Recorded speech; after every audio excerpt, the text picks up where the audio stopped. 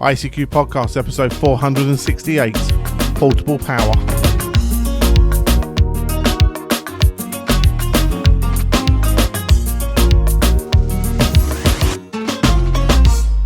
Well, hello fellow Amateur Radio enthusiasts, and welcome to this, our 468th episode of the ICQ Amateur Radio Podcast, supported by monthly and subscription donors. In this episode, we join Martin M1MRB, Chris Mike Zero Tango Charlie Hotel, Martin Mike Zero Sierra Golf Lima, Frank Kilo 4 Foxtrot Mike Hotel, Bill Whiskey Charlie 3 Bravo, and Leslie Golf Zero Charlie India Bravo to discuss the latest amateur radio news. Myself, Colin M6BRY, rounds up the news in brief, and this episode's feature is a feature on portable power. Now, as always, it's our very kind monthly and subscription donors that help us out and pay our way for us, and we really do appreciate you guys showing the value you find in your ICQ podcast show and helping keep us running. Unfortunately, there'll be no treat for Mrs. B at the end of the show this episode because our funds are running a little bit dry, and obviously keeping the show going is the most important thing. So we call out to everybody to have a think at, as I say, see if you get value from our show, and say if you could have a rustle away in your pocket and find some change and pop it our way to show the value you get from our show. We really would appreciate it. A couple of ways you can do it. You visit ICQPodcast.com/donate, and if you can set up a recurring donation, which I greatly appreciate, or alternatively, you can do a little one-off donation, and show your support for your ICQ podcast show. So please do consider us this episode. Well, we're going to join Martin, Chris, Martin, Frank, Bill, and Leslie to discuss and generate thoughts about the latest amateur radio news, including the FCC approves Chinese labs and satellites leaking data. As always, hope you enjoy. Well, hi guys, and welcome to this episode of the ICQ Podcast, episode 468, and tonight's news roundtable for that episode. Tonight, over here in the UK, I'm joined by Mr. Chris Howard, M0TCH. Hi, Chris. Good evening, Martin. I'm reading through the stories tonight. This should be a good one, I think. I hope so, and I've swum quite a bit in the last few days, but it's always a pleasure. Also this side of this pond, who tries to get me into trouble quite often, Mr. Martin Rothwell, M0SGL. I love the fact we call it a pond, like it should have like a goldfish floating around and a little fountain in the middle. But hello, good evening. Haven't you seen the goldfish? No. Oh, there you go. Moving to the other side of the Atlantic then, we have Mr. Frank Howell, K4FMH. Hi, Frank. Thank you, Martin, and I'll have you know that I ate a bag of goldfish with my lunch today. But also, I want our listeners to know this group is not laughing at Martin as we roll into this episode yet. Oh, not yet, not yet. And you're still your side of the pond there, Mr. Bill Barnes, WC3B. Hi, Bill. Good evening, everybody. Thanks for having me again, Martin. You've just done a great impersonation of our Leslie, who's also with us, backed by popular demand, Mr. Leslie Butterfields, G0CIB. Hi, Leslie. Good evening, Martin. Oh, God, what's happening here? I've got gremlins running around in the shack at the moment, and they decide to turn off a piece of equipment without letting me know. So if it all goes pear-shaped, you'll know why. Over to you, Martin. Yeah, well, I thought you were married, mate, but I mean, that's what I normally have when she comes in and unplugs something. I said, you left it switched on, click. And you, hang on. Leslie, is that piece of equipment a light bulb? Or are you sitting in the dark? I'm always kept in the dark, mate. It would explain why his pork pie is in the bottom of his tea. Yeah. Joviality. Yeah. Anyway, we better get started. There's not a lot of news stories today because we look for things to discuss, and these are more discussion points. But the FCC is denying approval of 4 Chinese-owned electronics laboratories. They've already shut down 11, I think. But, Bill, do you want to go first on this one? This was interesting. I didn't really realize that we had outsourced a lot of our testing labs here in the States. And so I did some searching after you sent the article out. This has been going on for a while, apparently. We've been having outsourced FCC labs that test equipment to make sure that they're okay for importation. And there's a obvious conflict of interest if you're bringing stuff in from China, and you have Chinese labs testing basically their own stuff. And Frank mentioned earlier, it was the FCC's Office of Engineering and Technology. They set all the standards. I mean, they're the same group that set the standards for RF exposure, and they set the standards here in the States for allowable interference in electronics gear and all those other kind of testing things. So I thought this article ended up being very interesting, because I actually didn't know that we used to have folks in Maryland that did all these testing through either the FCC office, or I think there was a NIST lab 20 or 30 years ago, but apparently we outsource this stuff now. So very, very interesting. Yeah, as you say, it's almost like why bother if you're importing Chinese stuff and the Chinese are telling you it's okay because they're running the labs, then what's the point in having the labs? Frank, have I got that right or wrong? Well, here's what I would do to sharpen the focus, maybe just a little bit. Bill's correct that things change. And when you think about it, as world trade in electronics is kind of heated up over the past several decades, and that's a fuzzy term, of course, we get a lot of things made in other countries, and it's not just China. I mean, it's Europe as well and others. So the FCC, through their Office of Engineering and Technology, has had what it's sort of been called a consultative certification. And that is, to some degree, as Bill was saying, sort of taking a little burden off of the FCC. They have some standards. Okay, we certify that we follow your standards. Okay, I get that. Well, periodically, there are problems reported to the FCC, batteries exploding, other bad things happening. And so they open an investigation for some of these.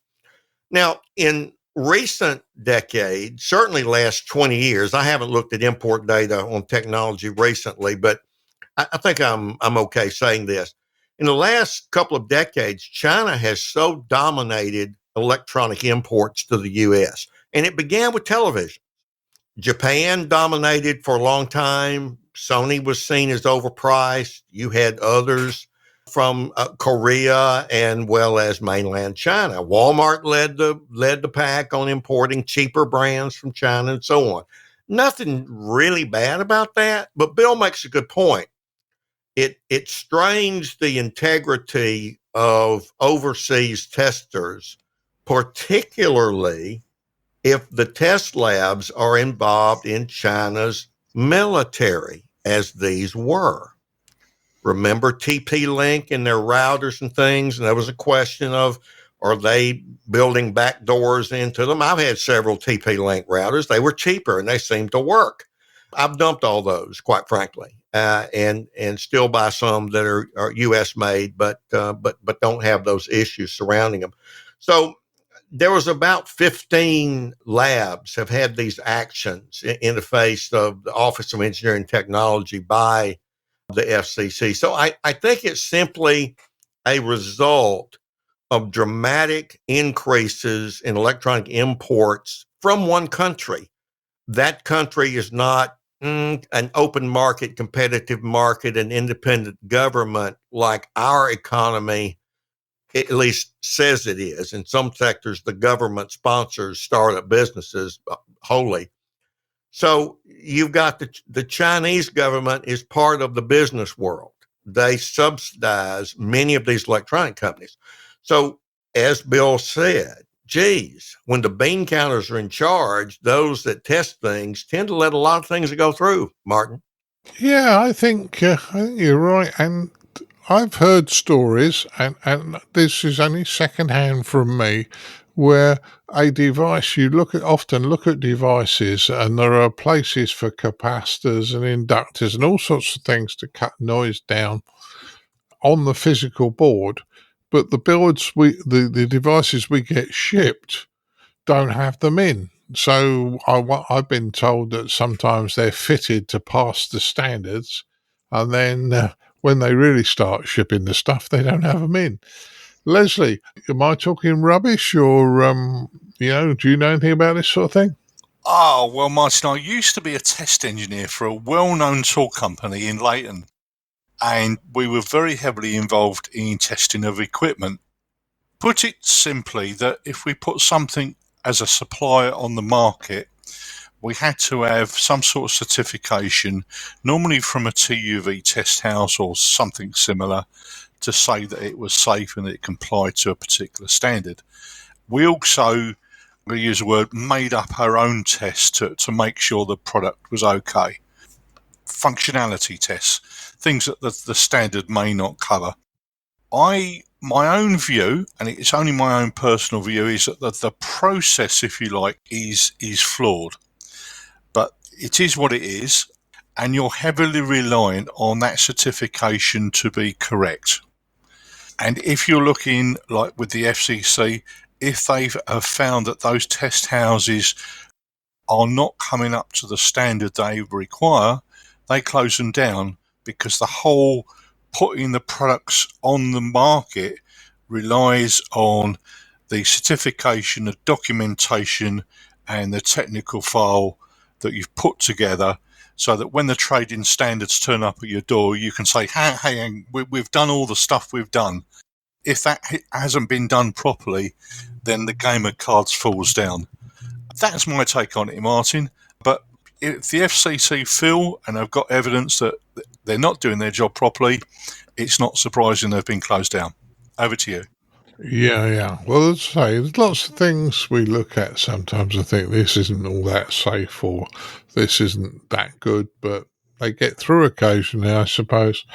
But I suppose it's better having these labs than nothing at all, because then otherwise everything will get through. Yeah. Chris, what's your thoughts on this? Well, I don't know the specifics of this case, but clearly testing is very important for safety, for a kind of EMC compliance, so we don't cause interference, or we've been able to, have immunity from interference. It's important stuff. And if we're going to outsource this or allow third parties to do this on behalf of companies, and they're going to put a certificate on there or a stamp on there saying this has been tested, then there's a level of trust there that this thing is safe to use and is not going to cause any problems. So if they've been caught out and found actually that testing isn't really valid, and actually products are on the market that perhaps don't comply with or do all the things they should do or have the right characteristics they should have, then quite rightly they should actually be dealt with. And it sounds like that's what's happened here. Yeah, it certainly does, doesn't it?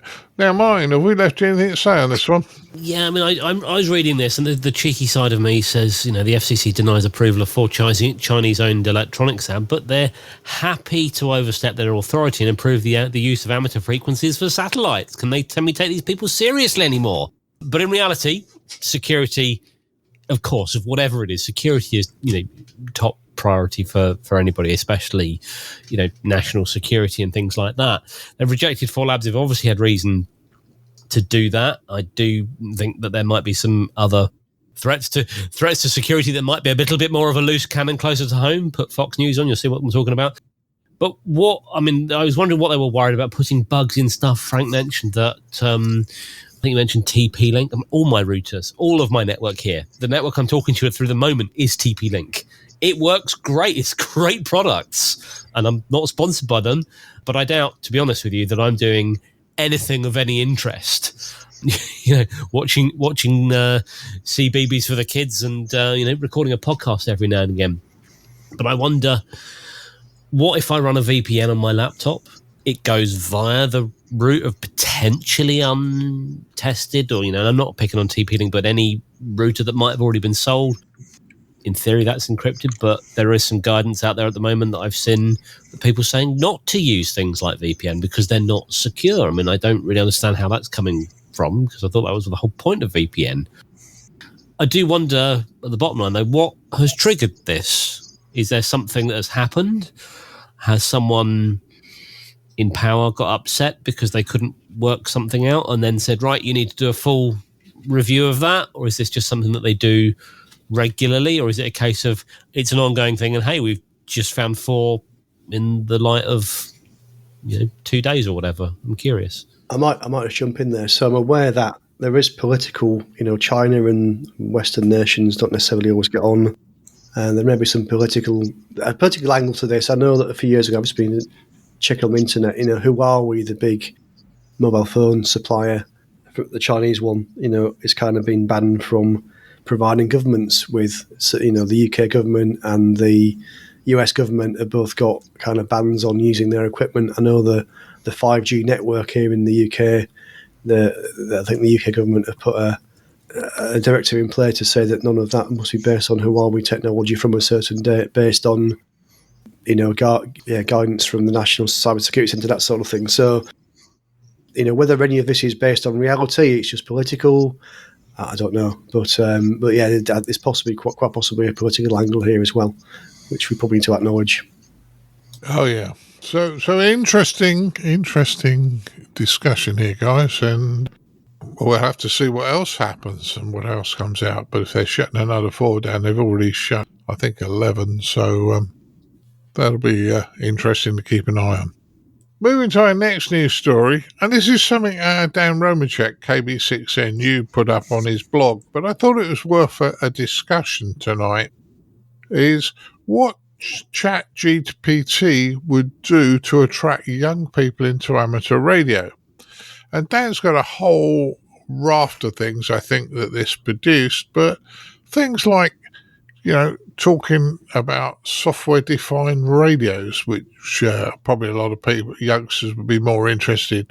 Not talking about old radios, but wireless hacking and things like that. Chris, you've used ChatGPT. What do you think? Yeah, I've used quite a few of these online AI tools. ChatGPT, Copilot from Microsoft. There's Gemini from Google. There's Grok from X. Quite a few of these, and they all kind of work in a similar way. But I think this is what Dan's done here is quite a nice idea. Just ask, because you can ask these things questions, and they come back, and often they're actually pretty good, and they come back with some things. And often, if you're thinking of looking for inspiration or looking for ideas, these things are quite a good starting point. Although I must say that I've seen so many recent emails from people where clearly it's been written by one of these AI things and they copied and pasted it into an email. I tend to use them as a starting point to get ideas for something and then perhaps work from there. But no, I think in this case, Dan has asked ChatGPT for how would you sell, actually no, it wasn't Dan, actually, it was something on Reddit, SVKIROS. Not sure how you pronounce that, but somebody on Reddit had posted how to best promote amateur radio to the younger generation, and it came up with all kinds of things, but it was very much trying to put this into young people's terminology and what attracts them, what sort of things excite them. So SDR, digital modes, mesh networks, 3D printing, there's a bunch of things here that I think are really good ideas. I did actually look at the Reddit post, and there are some comments on there. One which is quite interesting was about the RSGB convention, which Martin and I were at the weekend, and someone had put on there that actually there were quite a few more young people there than perhaps they were expecting. So that was quite interesting. But no, I think this is a nice idea, and I think we're going to see AI technology come more and more into our hobby and into our lives. If you need a bit of inspiration, ask one of these tools, and they've just got huge amounts of data behind the scenes that they can go and tap into and provide you information. So, just a separate thing. The other day I had my Yaesu FT3 handheld, and I managed to lock the keypad, and I couldn't find how to undo it. Couldn't find how to unlock it. I was trying to change the frequency on it. Rather than try and do a Google search or a web search for the manual, which and then go and try and plow through the manual to try and find the answer, I just put into Copilot, how do I unlock the keypad on a Yaesu FT3 handheld? And it came back saying, just tap the power key. And that was absolutely the right answer. So it had gone away, found the manual, found the right bit of the manual, and extracted that bit of text and let me know. So actually, I'm tending to use these things now, moving less from search engines now and much more towards using these tools, because actually they're a much more efficient way of finding the answer sometimes. So yeah, it's an interesting one. Yeah, I know you've played with a number of these. That's why I let you go first. I mean, I've started to have a look at, but it's old habits die hard, Chris, I know. Frank, what's your thoughts on this?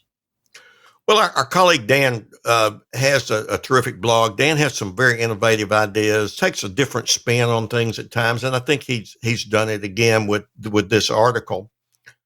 Here's my parsing of it.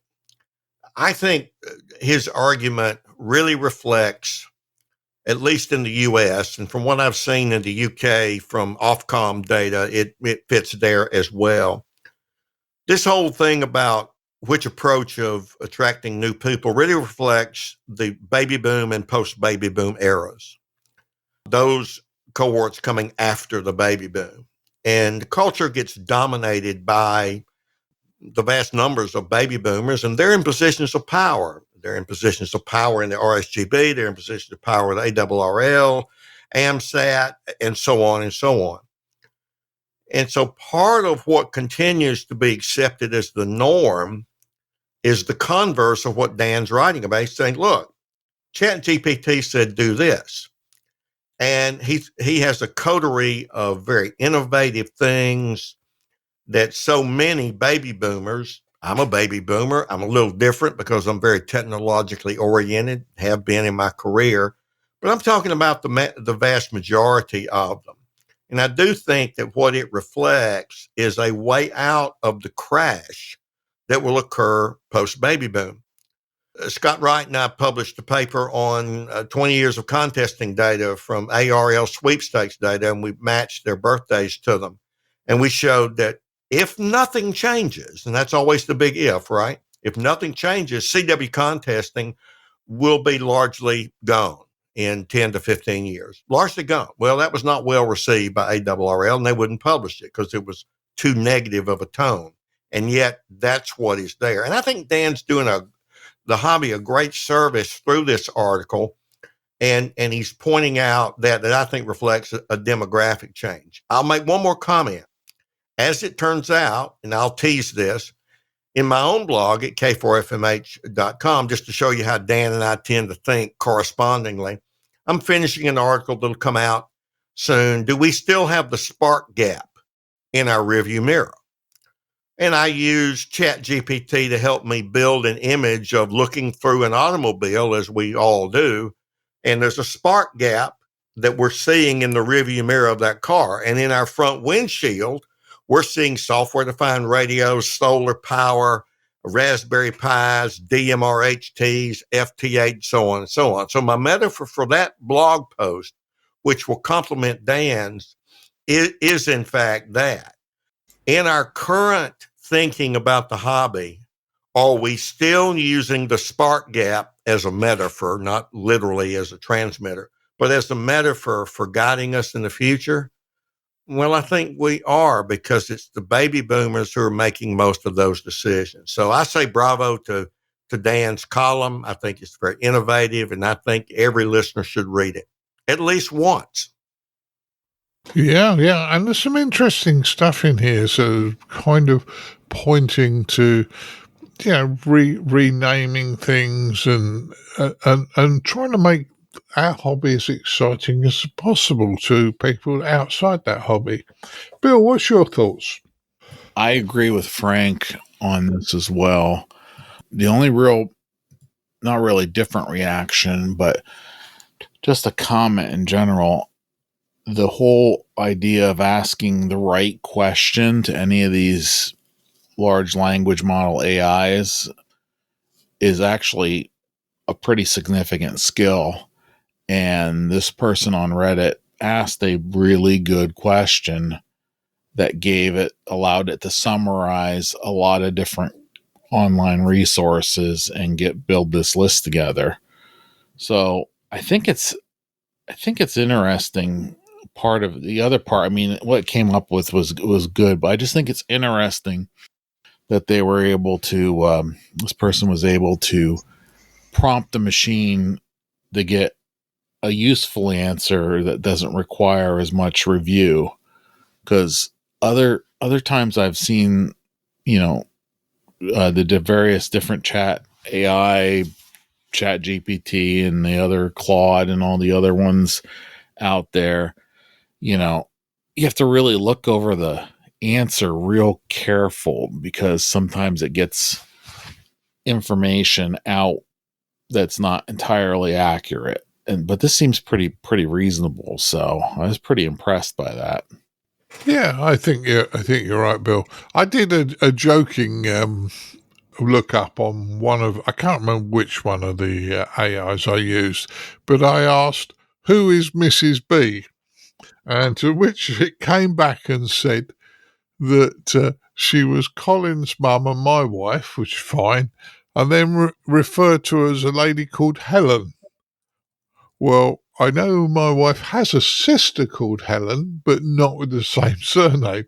So, yeah, you have to obviously check this stuff, as you say. And, I suppose it's kind of almost a reverse of the database, rubbish in, rubbish out from a database. But if you ask a rubbish question, I suppose you get rubbish answers. So, interesting. Leslie, have you played with any of this AI stuff? I have. Well, I've started playing with it on documents to make sure documents are done properly and assessing them, and tells me whether it's the right tone or it could be done slightly differently or that's too harsh. So I have played with it. It came as part of my Windows package I got for this PC. I'm finding it very, very useful, but I do agree it very much depends upon the question you give it, and you've got to then analyse the answers very carefully. Yeah, it's not 100%, but it's a very, very useful tool. So that's what I've been using it for at the moment. As far as this article is concerned, I think it comes up with some very, very good ideas indeed. And one of the things that Frank's picked up on is that when we have a stand and we try and promote radio amateurs, the hobby, radio amateurs over here, and I am generalising, so I know if people jump up and down, they tend to be stuck in the past. And then not everybody's interested in that. People have moved forward. There's some things within amateur radio that have had their day and it's moved on to other things. And we can't be looking back at the age of steam trains and all this stuff. Things have moved on. So we've got to promote it. We've got to talk to people. And that's what I think is lacking in my view. Look to the future, not to the past. And I know there will be radio amateurs jumping up and down about that, saying, I'm wrong. Well, okay. And then the question is, well, how many people did you recruit into your club on the weekend? And the normal number is 0. Well, there's your answer then. What else is there? I think it's a very valuable thing. Some of the answers, we need to look at them a lot more, and it may just come up with that. I don't think there's a golden nugget of one thing, but as a generator of ideas, I think it's very good. Over to you, Martin. Yeah, and I understand where you're coming from. Well, this AI stuff, I said I'm a bit of a dinosaur, but it ain't going away. So, I think it will improve and it will get better, and it will. I think you're right with what everybody said so far, that it's a matter of you've got to check your answer to see if it's right, but it could give you some ideas to write further more information. Martin, what do you think on this one? Well, AI scares me. I mean, it really genuinely scares me, whether it's ChatGPT or any of the others. I was playing with it a while ago, in fact, a couple of weeks ago, and I said, who is Martin Rothwell? Just out of interest to see what would come up. And it came up a load of stuff about the ICQ podcast. And then it went into a fair amount of detail about me being on BBC Radio Manchester. It said, Martin does the travel news on BBC Radio Manchester, blah, blah, blah, blah, blah. And it was scarily accurate as to like the times I had done it. And I have been on BBC Radio Manchester. It was probably about 8 or 9 years ago. But it's strange that I can't work out where it got that information from. I've never put it on. I've done stuff for all the BBC locals. I spent a hell of a lot more time on LBC, which is a commercial, and BBC local in the south, but I've never spent an extensive amount of time on that particular station in Manchester. I don't know where it got it from. I've Googled it. I've tried to work out how it works. It upsets me because I don't know how it works.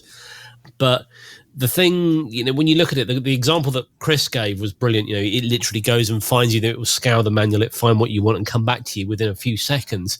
That is brilliant. It is so clever. that it can do that. Incidentally, I have gone back and looked for my name again, and it gave me a completely different answer. So I can't work out where it was pulling stuff from.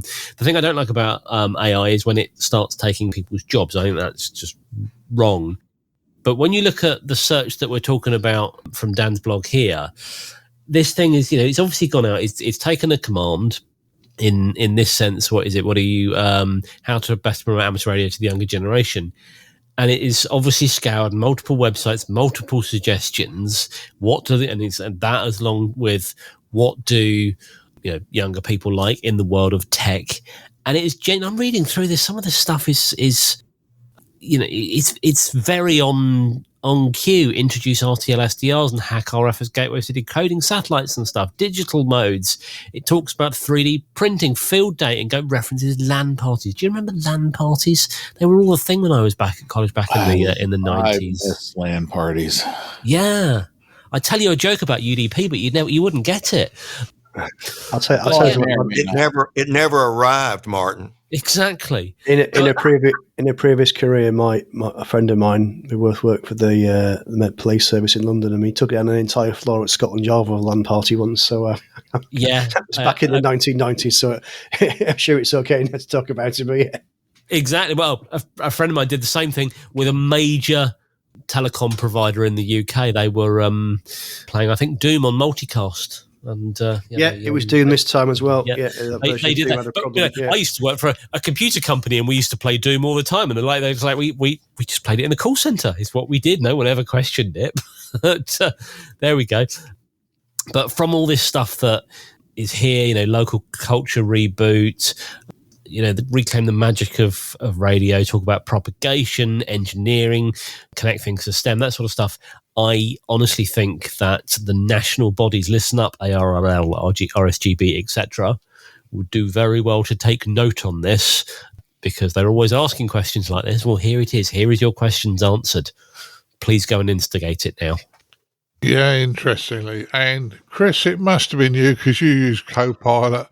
Yes, it's a naughty one. I've just put it into the document that we use. Smothered the document with it. Sorry about that. So basically, I asked Copilot, so we were chatting there. I asked Copilot. I also asked Gemini, who is Mrs. B from the ICQ podcast? Copilot, and this is just to sort of demonstrate that it's not always accurate. Apparently, Mrs. B is the nickname for Martin Butler, according to Copilot. And Gemini said that Mrs. B, where's it gone, is the likely nickname for Leslie Butterfields, whose amateur radio call sign is G0CIB. So there you go. Both of those two got it wrong. So it ain't perfect. In fairness, I should take this out of the document because it's everywhere. Colin.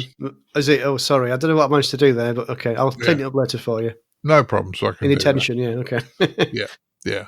So let's move to our next news story, even if, but people can't work out who Mrs. B is. So a number of you have seen her. Right, moving on. This was also a damn one, and I think this was quite interesting. Do we still need QST? And it was an interesting article because Dan was mentioning there's a new magazine and it's in its 5th edition at the moment called SWR Magazine. And it looked really, really good. But I thought that's quite impressive. What do you think on this one, Chris? I think this is not so much a go at QST. I think QST is a great magazine, and I'm a member of the ARRL, and I get it on my iPad via the digital subscription that I've got. This is more about, actually, there's an alternative here, which is, I think it's free from what I can see, or certainly the first one is free, and I think that's right. But no, this actually looks pretty good. And as Dan has put on his blog post there, this is a self-published amateur radio magazine, of which there's a few that he states here. But no, I think he's just sort of saying, do I need to keep QST? Now, I suppose QST is one of the benefits of being a member of a national society in the US, and that's not the only benefit you get. So I think that's a good point we need to make. A bit like when I was chatting to the RSGB a month or so ago at the National Hamfest, Radcom, isn't the only benefit of being a member of the RSGB, and I'm sure QST isn't the only benefit of being a member of the ARRL. But what he's saying here is there are other alternatives as well as QST that may be of interest to amateurs. Oh, yeah, and there's 2 or 3 other magazines that are in this league as well. When I looked at it, and I thought, this is an interesting magazine. Bill, what's your thoughts on this one? I really enjoyed the magazine link. There was I'm trying to remember because I read it last night. There was an antenna article in there. There was an article about lightning suppression protection. And the best part of that particular article is they specifically talked about good resources to learn more, which is the ARRL, grounding and protection manual. They had a de-expedition report in there. I thought that was really good. So it really does beg the question is, if we have folks that are making, magazines online that's self-published, there's a couple other ones out there. There was a QRP one. I'm trying to remember the name of it. But, I haven't been a member of the league in quite a while, although I am going to join again soon, Frank, because I'm almost up to 100 countries and I want a wallpaper. And, QST just wasn't doing it for me. And I was getting, Sprat. That was the one I really liked. That was worth the money. Oh, yes, I get Sprat. Yeah, I stopped that, I think, last year. And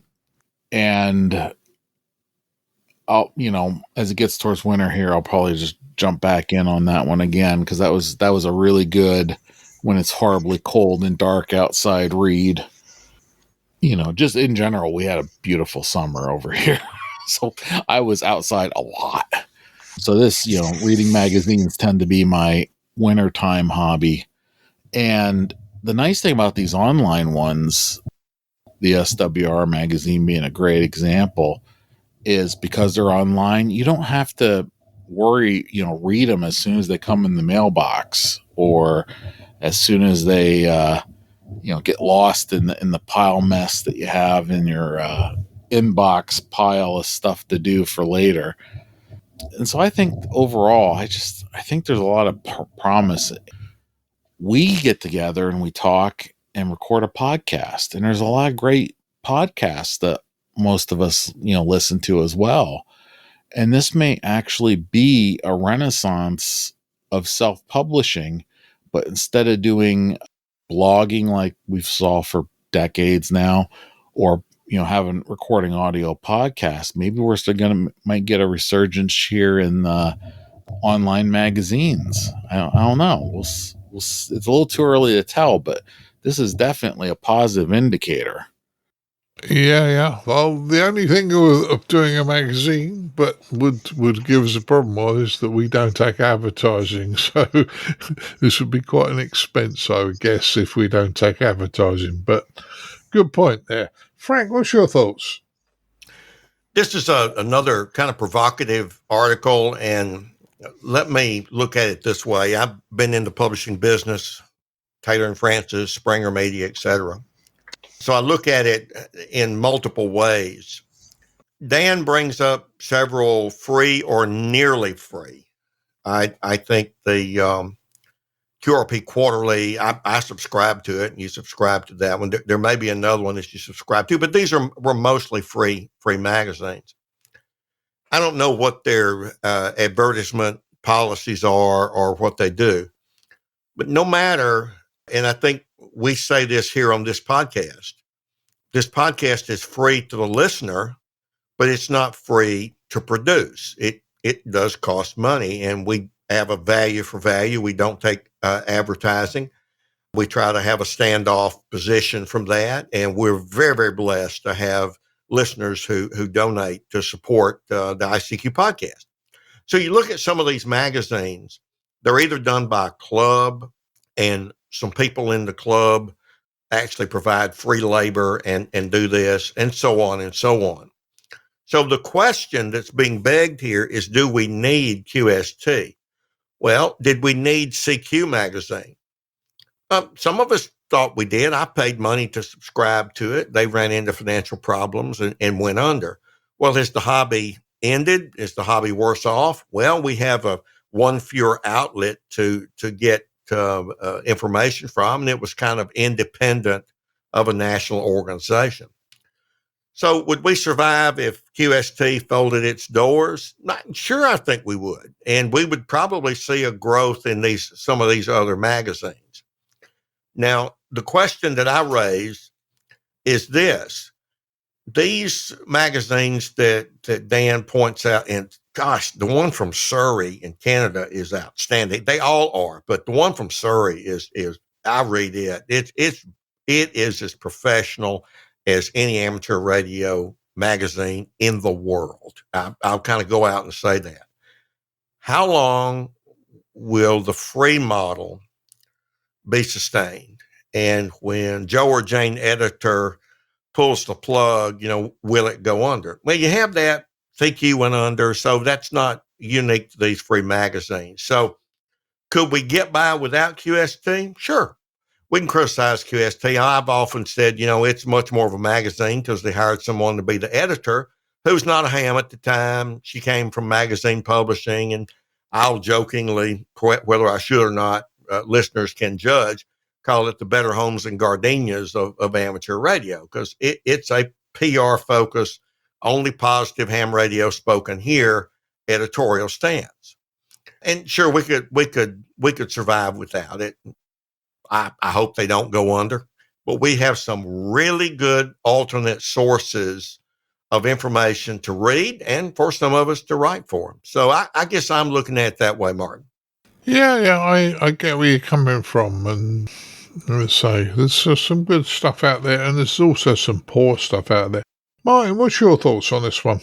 Well, I'm not a member of the ARRL anymore, but of all the magazines that I got or I looked through, I did really like QST. Originally, they sent me a paper version, and then they changed it to an electronic version, like PDF or whatever.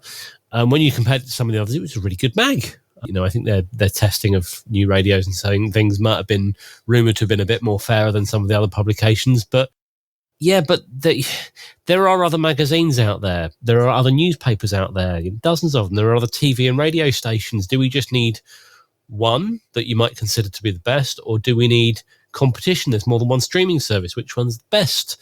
Well, if one goes away, is anyone really going to notice? Some people will notice, of course, but things continue. I'll be honest, like Frank mentioned it, there are other amateur radio podcasts. If we went away, lots of people would notice. Absolutely, they would. Would the hobby continue? Of course, it would. It would just be. It would just be slightly different, from the people that were listening. Competition is good. It keeps prices down. It offers different views. It prevents one person's agenda on something like that. I saw a sign, I think it was a photo that someone shared on social media, and it said, but it applies to everything. Remember that newspapers are the opinions of a few millionaires desperate to try and change the views of the masses. Please cross-check your news. I think having multiple sources of news, whatever you want to call it, reviews and things, is good. I do say when, we talk about we don't take advertising sponsorship, I do often find that some of the bigger ones, when some of the more well-known recording shows, publications, whatever, have started taking sponsors, they've either taken big sponsors or they start showing more adverts, I have found disappointingly, or if they start charging, disappointingly, the quality of their show goes down and they are more interested in pushing the sponsor at you than they were in actually producing a quality show. There are some quite good shows that I think have gone downhill as a result of that. I'm not going to name names. Do we need QST? No, not specifically, but we do need competition, and I think that's the main thing to stick by. I have to say it, Martin. You're absolutely correct on the advertising. So I just want to remind our listeners, ICQPodcast.com/donate. Everything helps. Yeah, and I'm going to be very naughty and say very few people do. So, but we... Which is why we're sponsored today by that mattress provider. No, I'm kidding. No. But what I think, and I get a lot of feedback from listeners, is that they like our independent opinions and believe that we're not sponsored and we tell the truth. Yes. If someone brings out a rubbish radio, we can say we think that radio is rubbish. We're not tied to these people. And that's the thing that I like about this show.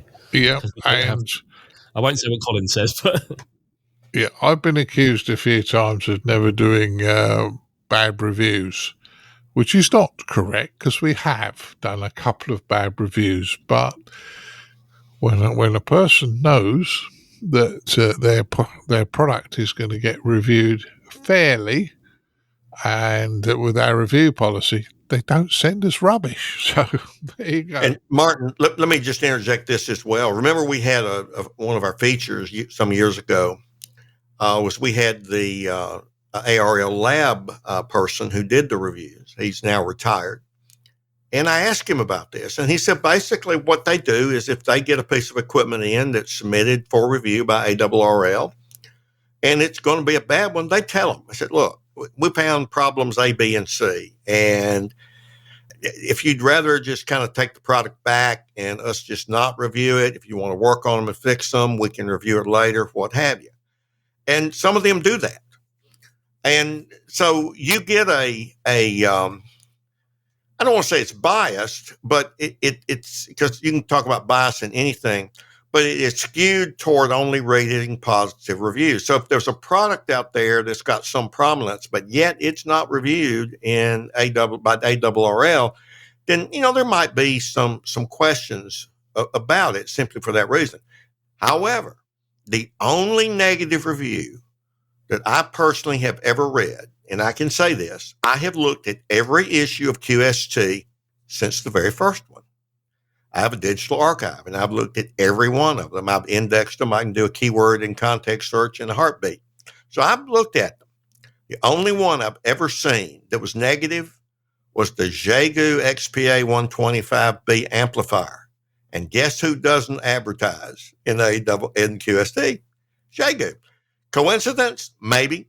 But that's the only negative review of any significance that I've read in QST. So there you go. Yeah, interestingly, on that one.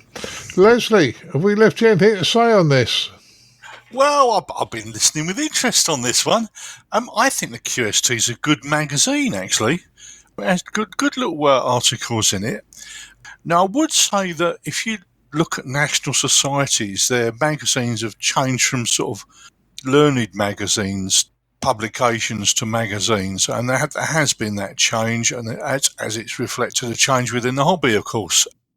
But it doesn't matter where you come from, these magazines are only as good as radio amateurs experimenting and playing about with radio, then writing an article about what they've done. And I would urge people I've had articles accepted, I've done it myself in the past, but it's just getting those in, and I'm sure the editors will get a whole load of things and jump up and down. So, Les, why did you say that? I said, well, you need to get those articles in there and get them published.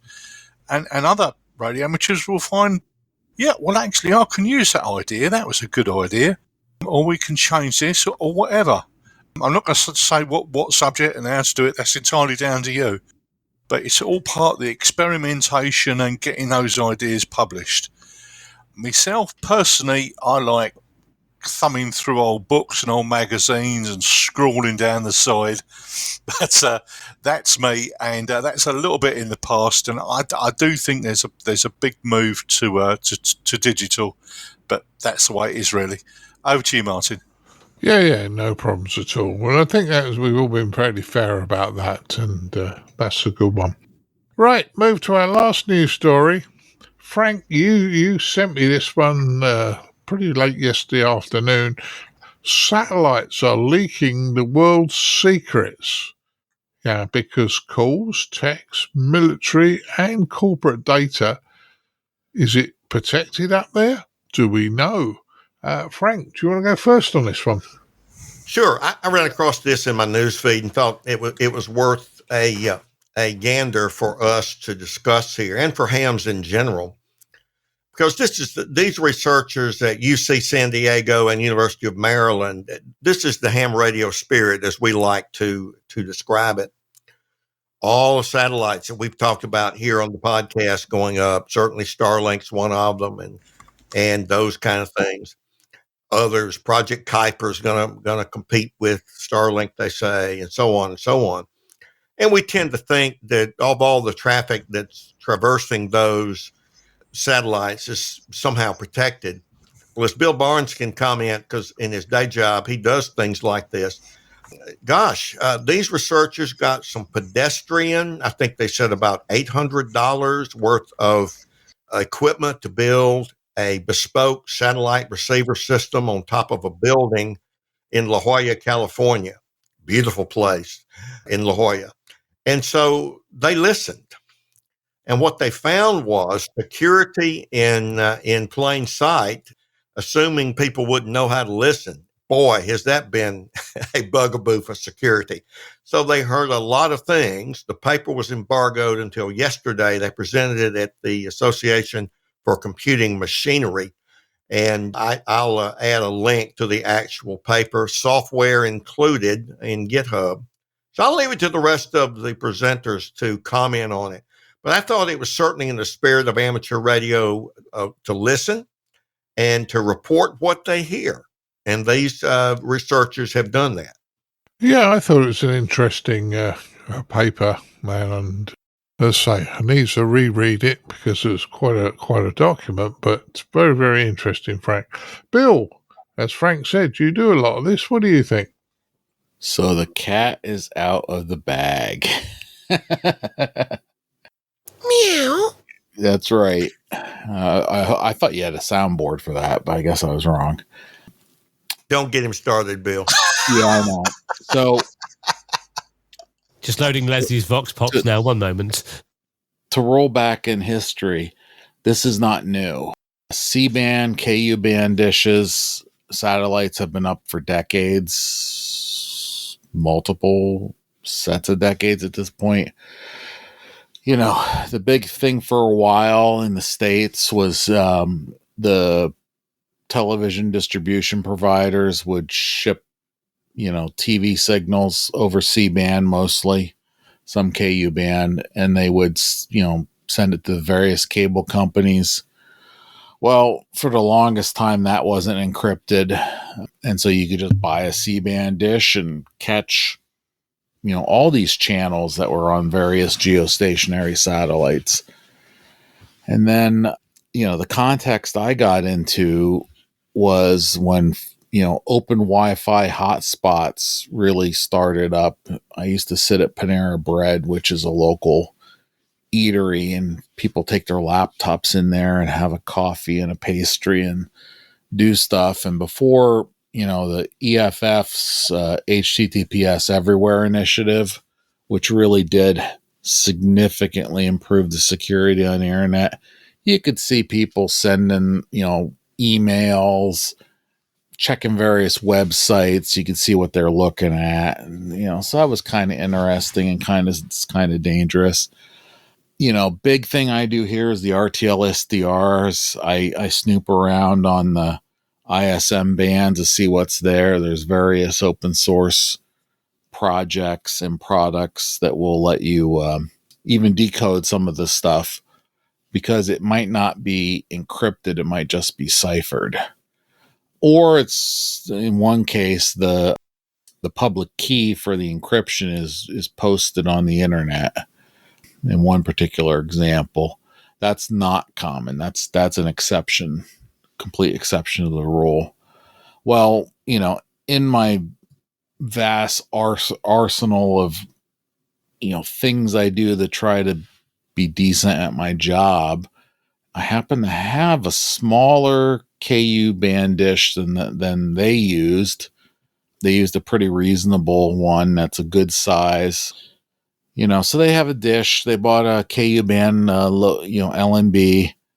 That's a down converter. It takes the 10 gig signal and brings it down to something that can be read by, I have a DVBS, basically TV tuner card with some open source software here in a PCI slot. So it's in one of the older computers, because the newer computers don't have PCI slots anymore. They're using a USB tuner card to tune this stuff in. They're using a rotor to be able to sweep the sky. So basically you tilt the dish at the angle you need to be at for geostationary. I think they put in the article 60 degrees. I think mine is more or less. I'm a little fuzzy. I'd have to go outside and look. And they just basically started listening. And, I was doing some of this stuff with the RTL SDR stuffs too. I just hook it up to the KU band and start, listening for stuff. And, for those that, don't know, 10 gigs, I think it's 12 or 13 gigs is a normal KU band in the States. It's probably a worldwide allocation because it's it's up in space so everybody can see it. And the LNB converts that down to 900 to 2 gigs roughly. And then that's what you actually tune your receiver for. And it's a fascinating hobby just to see what stuff's up there. Now, the Wired article that Martin sent out when we were talking about this story had a bunch of information a little bit different than the other article Frank set out. But, it's all true. You have Wi-Fi data in flight from various airlines. That's true. They're not all converted over to Starlink. They find ATMs doing transactions. There's places in the States and apparently Mexico, which that makes perfect sense to me, by the way, and Canada, that they don't have fiber. They don't have robust cell service. So those ATMs use, VSAT. We used to set up VSAT for gas stations. So they would report, they would do the credit card transactions. Those were encrypted. Those were encrypted by triple DES back then, which is not safe now. But they would also report environmental stuff on the SCADA devices, not SCADA. There was industrial controls on the gas pumps for air emissions, and they would report if the emissions part for dealing with the gasoline was going on. I don't think it was SCADA. I'll remember it later. It's been 30 years. So this is not new, but it is new that it still exists because, we're now in an IP world. And so a great example I'm going to pick on is Starlink. Starlink is IPv6, all encryption all the time. And they're using a carrier grade network address translation and a carrier grade V6 to V4 to get to the things on the internet that aren't IPv6, which is, I think the last report I saw, 70% of the internet still IPv4 and 30% can also talk IPv6. So the whole design of that was encryption from the start. Well, these old C-band and KU-band SAT systems, if they're not running HTTPS, or they have to take extra actions to do encryption. And I would have assumed that these would be mostly gone by now, but the article, it's more widespread than even I noticed from snooping around every once in a great while. So it's a great article. The Wired article is easier to digest for folks that aren't really deep into the satellite snooping thing. But I mean, they said, $800. That's pretty reasonable. It's roughly $200 for a dish, another $300 for your DVBS receiver, $100 or so for the, be able to have to to turn it with the rotor and that kind of stuff, and then little parts to hook everything together. And I mean, KULMBs are eBay very inexpensive at this point because there's warehouses full of them. So yeah, there's a lot of interesting stuff out there, including, things that we've freaked out about in the news media over the years, like cell phone metadata. It's like, oh no. But yeah, some of the cell sites, because I've discussed this before, the cellular coverage is nowhere near what the carriers claim it is. And some of these cell phone sites are islands, and so they don't have backhaul through fiber or microwave, which was very popular for a while. So they're using satellite, and so they'll connect your phone calls up through satellite connections and stuff. So this whole article just, I spent a large amount of time last night going through all this stuff because it's a very interesting rabbit hole, and I encourage folks that are interested in satellite, how folks are using satellites, to just spend a little time to read this one when we put the show notes out. Yeah, well, thanks, Bill, for that one. You've certainly explained a lot more than I knew about it. Chris, you work with cybersecurity as well along the lines. What's your thoughts? Yeah, it's an interesting one. I mean, this just goes to show, and in fact, I did actually share the article with some of the security guys where I work, and they kind of said the same thing. It just goes to show that you can't really rely on your network provider to secure your data. You need to make sure that you're doing that yourself. So if you're buying a service such as making phone calls, you're relying on the supplier to do this for you. So if you're sending messages or, via your phone or something, or making phone calls, then you are relying on the network provider to do this for you. So there's a level of trust there. You need to make sure it's done properly. But if it's some kind of network connection and you're sending data over it, then you need to make sure that you cannot assume that, especially with satellite-based communications, that you can rely on the network to do the encryption for you. You need to be doing encryption in transit and ensuring whatever you do is doing that. So, just like the internet, if you're sending something to someone else over the internet, you're storing a file on your cloud-based file storage, or you're accessing your online banking, or you're sending an email, now, as Bill was saying, HTTPS is now pretty much the default for websites. So that's the secure encrypted version of HTTP, which is the protocol we use to access websites. Pretty much that's now everywhere. In fact, most browsers now, if you try to access a website that's not HTTPS, so it's unencrypted, it's plain text, most browsers will now warn you that what you're doing is not secure. That's a fairly recent thing. And there's a very good reason for that. And this is one of those reasons that you can't rely on the network to be to provide that security. So I think Bill has provided most of the detail there, but just to sort of, kind of reiterate that, it's kind of, especially if you work in IT and you're relying on these types of links and applications that are working over them, it's kind of your job to ensure that, any data, particularly data that needs to be kept confidential, is securely encrypted using a modern algorithm such as HTTPS with TLS to encrypt that. Likewise, to stop data, make sure data hasn't been changed. So integrity as well. So it's those two areas that are important for security in this scenario, I think. But I think Bill has probably gone through a lot of the technical detail, so I won't repeat that. Right, yeah, that's good.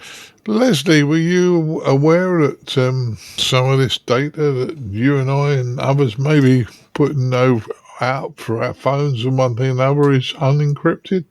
It doesn't surprise me.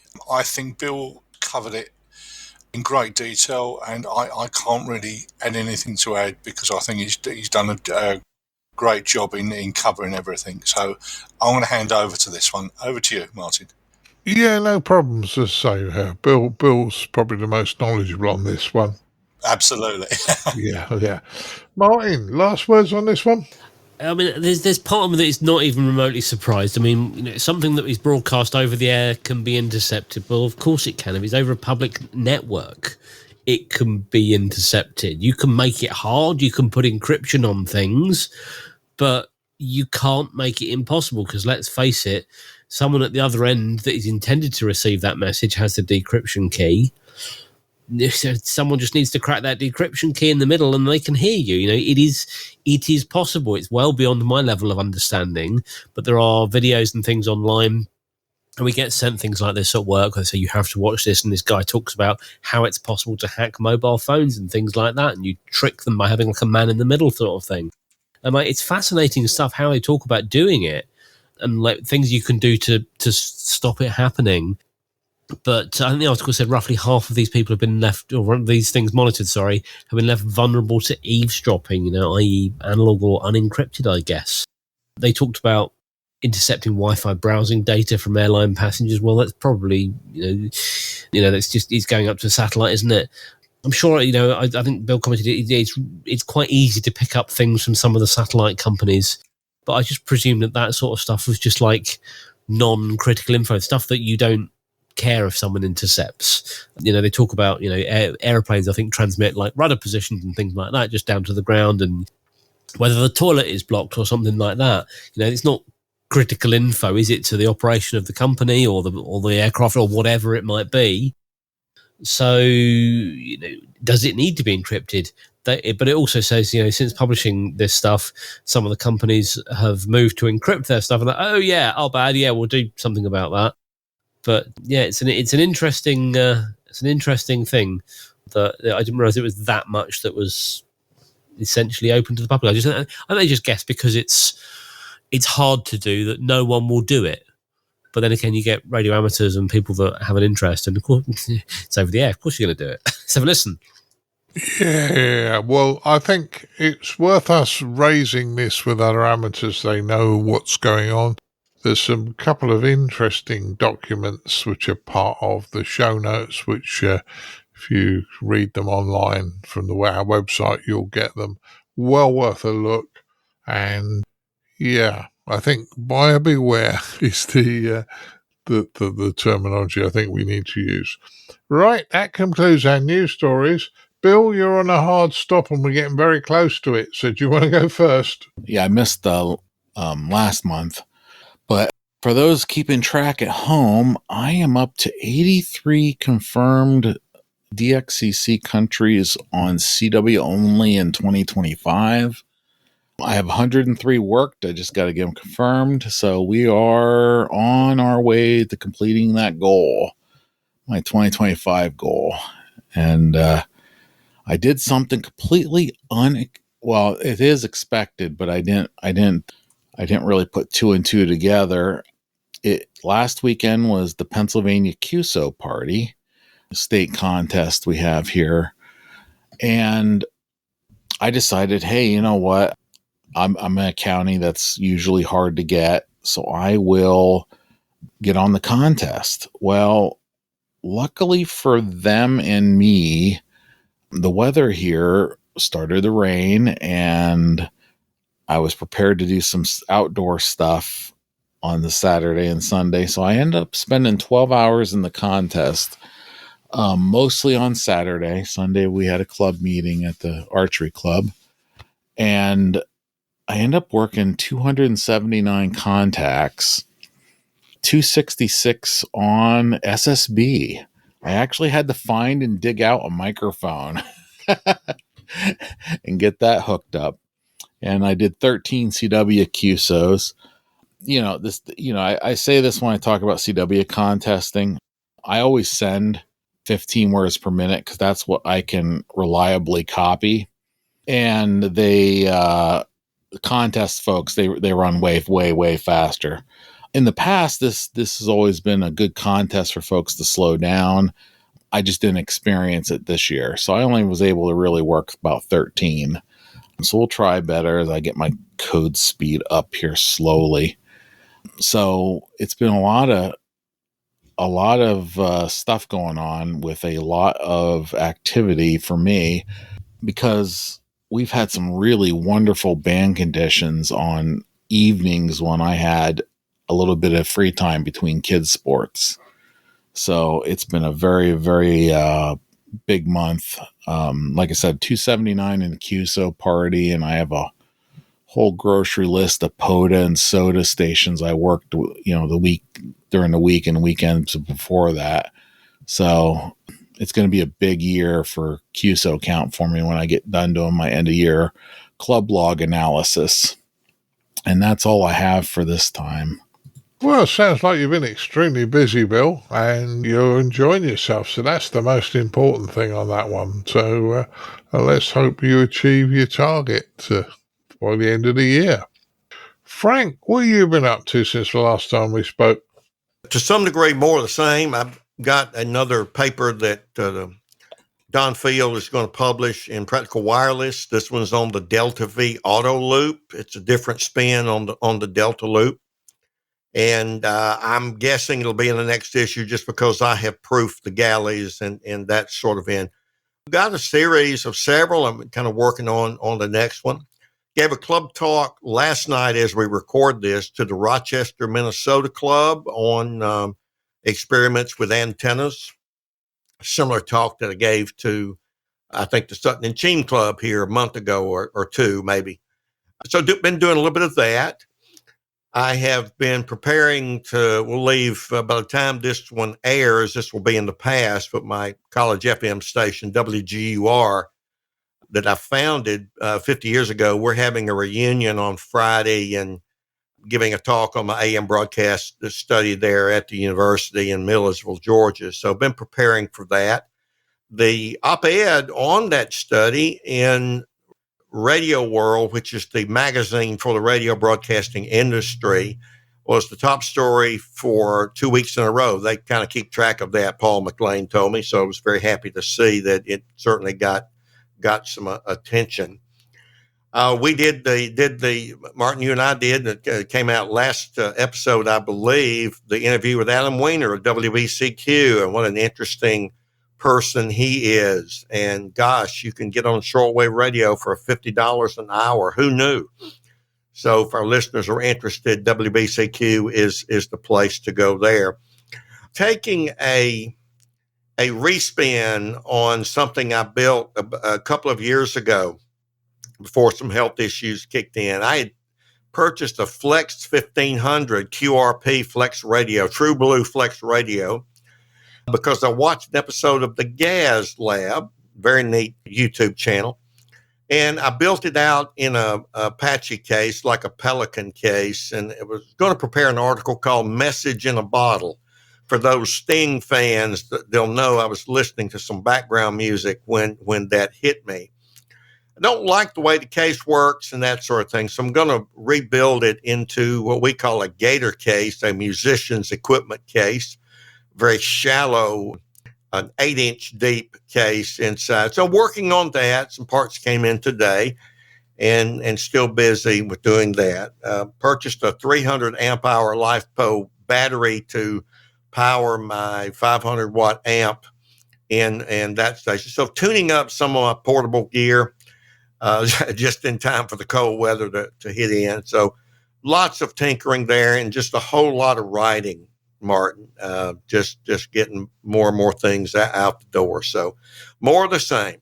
Well, I know you've been very, very busy, Frank, because I see some of your output, and yes, I know you're busy this weekend, but enjoy it, and let's hope all goes well, which I know it will for you. Leslie, what have you been up to since last time we spoke? Oh, what have I been up to, Martin? Well, the first thing is I've been playing with a 706, is it 706G Mark II. It was a radio that's been stuck in a cupboard for ages and ages and ages, and I thought, no, must get that out. So it's one of these all band HF, VHF and UHF. I think it's a 706. Yeah. So been familiarising myself with that because I haven't used it for a long while. Been messing about with some Pixies, but not much success with those. So they were built ages ago, but I totally forgot what I did at the time. So anyway, so that's that one. And the other one is I got an article accepted by the Chingford Historical Society. Basically says, don't open the cupboard, which I promptly did. So, Yeah, I think the chaps have already seen it. So anyway, that's what I've been doing, Martin. Over to you. Yeah, well, the Icon MyC 706, nice radio. I had the 703 for a long time. Like a lot of just about every radio I've ever got rid of, I wished I hadn't have done. But then my house would be stacked floor to ceiling with radios, so I had the 10-watt QRP version for HF and 6. Didn't have 2 and 70 on it, but nice radios all the same, both of them. Right. Martin, what have you been up to since the last time we spoke? Not very much. I have been amazingly busy with work. It's one of those things. They fixed whatever the problem was that was stopping us getting some of the stuff through, and I don't think my feet have touched the ground in the last month. I have had some contacts through the repeater. That's been a bit of fun. I was sitting in the shack the other day. One day I was working from home, and during my lunch break, I had a couple of really decent contacts on 40 meters. It was all within the UK, but other ends of the UK, so probably a bit of Envis or something going on there. So that was a bit of fun. The other thing I've been doing is been having a listen round on 27 megahertz AM, so the European band, but on AM. I was just tuning through and thought, oh, there's a lot of stuff going on there, and it wasn't FM. And I switched to SSB, and it wasn't SSB. And I pressed AM, and lo and behold, I can hear American truck drivers coming through. So it was a bit of fun listening to some of them. It's amazing how popular it seems to be in the States. And it's nice to see that you too have music players on the 1.9. But that was interesting to have a listen to. And the other thing that was unintentionally related to radio the other day is, and Chris is going to love this, so trigger warning, Chris. We have a log burning fire in my living room, and as part of that, you have to get your chimney swept every year. And on the top of my chimney, there is, I suppose it's like a bird cage. There's a metal cap on the top, a little cage, so the rain doesn't get in, but the smoke can get out. And during the high winds, the storms we had a month or so ago, the cap blew off. And I said to the guys, I can fix it, but I can't get at it. So anyway, he turns up, gets up on, puts the ladder up the front of the house, puts the roof ladder up, and bear in mind that my house is, it's a standard, 2-story plus loft house, but it's quite tall. He puts the roof ladder up right up there and said, "Up you go then." Right. So I got up right up to the chimney pot of my house. Actually, as it happens, wasn't able to fix it. Had to put a new cap on. But on the chimney pot of my house is my collinear for 270 and 23. I've not been anywhere near it. I had a professional rigger put it up for me, and that's the first time I've ever been up there. But I tell you what, I was hanging on to that thing for dear life. But it did give me the opportunity while I was up there on the apex of the house to just check everything still was tight with it, and no water got into the joints or anything like that, and still in surprisingly good condition.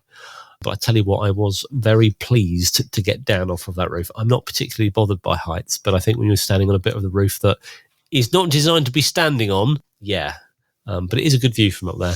So a little bit of tidying that up. I wish I'd have put other antennas up there at the time, but that's a whole other story. But that's pretty much all the radio related stuff I've done this month. Not else going on. Yeah. Well, it sounds like you have been having some fun, and I must try and catch you again on the 23 SEMs from home, so we can have another go at that. Chris, what have you been up to since not since the last time we spoke on a podcast, because I've spent a lot of time with you over the last couple of days. Yeah, so just for Martin Rothwell's comments about going on the roof, yes, absolutely rather you than me. Not my idea of fun going. I mean, I do go up ladders occasionally, but I can't say I really enjoy it. Yeah. And as we know from our visits to Fruited and going up the tower in the harbour there, I think I got to the third level before I decided I wasn't going to go any further. So, not a massive fan of heights. Yeah, I'm going to start with a bit of a moan, actually. So our radio club has 2 call signs, and we agreed at the committee that we were going to transfer those to me as the club secretary. They're currently in the name of the previous club secretary, who hasn't been for about 5 years, so I thought it was about time I took them over. So I've been dealing with Ofcom. Now, Ofcom are normally very helpful. In the past, I've spoken to a number of times and they've been really helpful and got things done. I'm afraid on this occasion it's not gone too well. I have filled in forms, I've sent them off, I've got them signed by the previous secretary, etc. And I have then sent in other forms. I was told I used the wrong form. I've had emails back and forth. I've had multiple phone calls. And I'm afraid on this occasion I'm not very impressed. So Ofcom, if you're listening, please get in touch. I'd like to get that one sorted out. Can I interrupt on that one? Go on, Leslie. I already went through this process several years back, and the essential problem is that they use one form for many things. They do, yes. Yeah, which means you've got to get it spot on. If there's a little bit wrong, it causes chaos. Well, if you want to copy the way I've done it, I mean, I'll quite happily send you what we've done, and that should make life easier if that helps. Thank you, Leslie. Yeah, well, okay, so there seems to be two different forms that Ofcom have for amateur licensing, and I forget the number now, but one is for amending a license and one is for applying for a license. And so I used the amending one to apply for a license, which I had to correct. But I'm now being told I need to get a letter from the committee signed by committee members to... Yeah, that's right. Sign. However, that isn't what their website or form tells you to do. I'm trying to follow their process, and it's not really working. It's very difficult to actually, without speaking to them or without and even then, it seems that you speak to one person and get to one thing, and then you wait, and then you get an email back saying you've done the wrong thing. So it's a bit frustrating. Especially when the email you get back says, please reply within 5 working days or we will kind of cancel your case. And then it takes them 2 weeks to come back to you. So it seems like they want the information very quickly, but they drag their heels in coming back to you. So, yeah, a little bit frustrated, if I'm honest. I'm sure it'll get sorted out, but it's just taking a while. It did take a while when I did it. Well, it's been a month so far, so maybe that's not long enough. Moving on to more positive things, Martin and I were both at the RSGB convention last weekend. I have to say, it was actually extremely good. We went along, we weren't in podcast mode, we were very much just in amateur radio operator mode. Didn't take any recording gear, didn't wear our orange polo shirts, so we were kind of undercover and just went along and enjoyed it. And I have to say, it was very well done. Went and saw some very interesting talks, met up with some people from the past that I know very well. It was great to meet up with people that we sort of know. Had some great conversations, and overall it was extremely good. I know there was and I'm not saying this is why, but there was a new organiser this year, and I must get the guy's details, but I did sort of say I did a very good job of making things work very smoothly, and of course all the volunteers. So very much a positive RSGB story there. And also, and I think we announced this, I think we talked about this on a previous episode, but it's now live. The RSGB app is now up on the Google Play Store and the Apple App Store. So you can now, if you're a member of the RSGB, you can log on, you can download the app, and you can now look at Radcom and other publications from the RSGB without having to get a paper copy through the post. So I have to say I've been playing with that, and that's also pretty good. So I have to say that I've been very, very impressed with that, and been working from. It works very well, and I've just Googled, I've just checked. In fact, I've actually used Copilot to find out who the convention chair was this year. It was Pete Joyce, M0OFM. Did a great job this year, along with all the volunteers and the lots of people that get involved in running that, and all the people that also do the live stream. That looked like it was being very professionally run. Lots of very impressive looking gear, and I have to say it worked very well. So well done to the guys that put that on. Other stuff, I've been playing with the new version of SDR Connect. So again, we've spoken to SDR Play recently, Andy there, and version 1.05 of SDR Connect is now out. And I have a confession, I've not really been using SDR Connect up until this point. I've mainly been using the old software, SDR Uno. And the main reason for that is that SDR Connect didn't have rig control. So I tend to use my SDR device, my RSP, as a pad adapter. But for that to work, it needs to be in sync with what my radio's doing. And up until this version of SDR Connect, I wasn't supported. So I've now got the latest version of SDR Connect running on my Shack PC, and it now comes as an extra download for rig control, and that's working perfectly. So I can now control my radio from SDR Connect, and I no longer need SDR Uno. So that's now ticked that box. Have to say, I do think SDR Connect looks better. It seems to perform better. So I think Andy and the guys at SDR Play have done a great job there, and I will continue to play with that. I need to get my head a little bit more around the interface, as I'm not quite used to it yet, but it looks pretty logical. I've just got to get used to how things work. So that's good. I also saw in the news, not really something from me, but I saw in the news the last couple of days that the Ofcom are now, as part of the recent changes, they've now got to the phase of the changes where intermediate license holders can now apply for, because in the UK, intermediate licensee call signs start with a 2, so 2E0, 2E1, or the different parts of the country have got different parts of that. It might be 2M0, etc.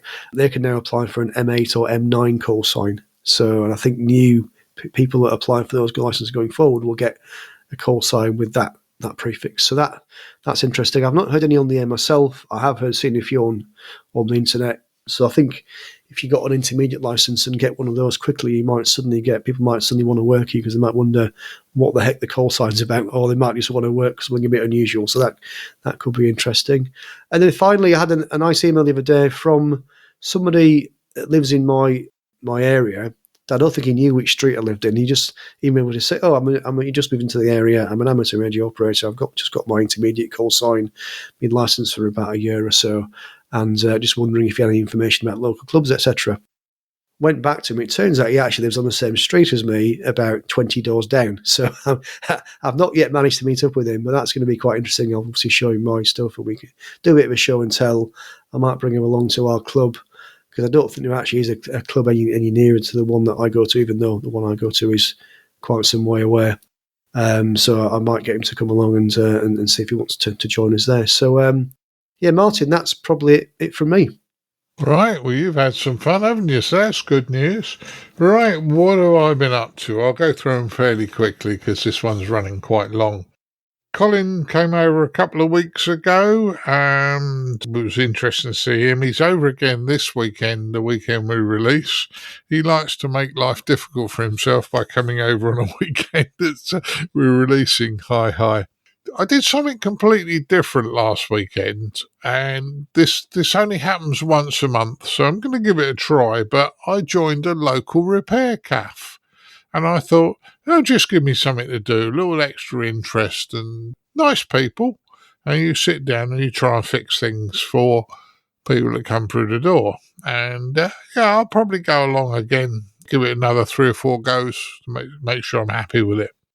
Went to the RSGB convention, and Chris, you'll probably know the guy's name, and I'm terrible with names, and I apologise, but I did see a lot of our listeners that came to chat to us, but also the TX Factor cameraman. I can't remember his name, and I apologise profusely for this. Was there, and he came up to me and said, "We got you at the National Hamfest, didn't we? Messing around with a smile on his face." I said, "Yeah, and I'm pleased you did, because it proves that we all get on well together." And I was acting the fool on your video, so everything went well there. I took my QMX, I think I said last episode, took my QMX Plus to the club, and they managed to get a contact. Well, I took it the following week, and Tim, G4YBU, spent about an hour and a half on it. Once I'd sat him down in front of it, he wouldn't let go. He thoroughly enjoyed it. He worked for about an hour and a half for CW, and certainly put it through its paces, so I'm quite pleased about that. Did do a bit of 2 meters mobile while I've been out and about, and I have, as much as I can, but not as much as I ought to, been on their talk group. So, things have been fairly busy here. But just going back to the RSGB convention, I enjoyed it. I spent a lot of time talking to a lot of our listeners and people I knew, and you and I were lucky to talk to Hans Summers for quite a while, and he's such a nice guy, such a helpful guy. And I was telling him about my QMX Plus. So, Yeah, and I think you said you're going to get him to come along and heckle me, Chris. So Martin's doing a talk for the club in January about building the QMS Plus. So I may invite Hans along to come in disguise to watch that, Martin. But I won't let you know until it happens. And, see if he comes along and he can maybe ask some more questions or something. I don't know. I'm sure he'll be very kind if he does come along whenever it happens. Yeah. Oh yeah, I would enjoy Hans's company. He's always very much a gentleman to chat to, very knowledgeable, and the fact his knowledge is far deeper than mine, he never makes me feel bad either. So that's a good one. So that's what I've been up to. So what was left for me to do now, guys, is thank you for turning up, and move on to the next part of the podcast. I'd like to thank Mr. Chris Howard, M0TCH. Thank you, Martin. Thank you, guys.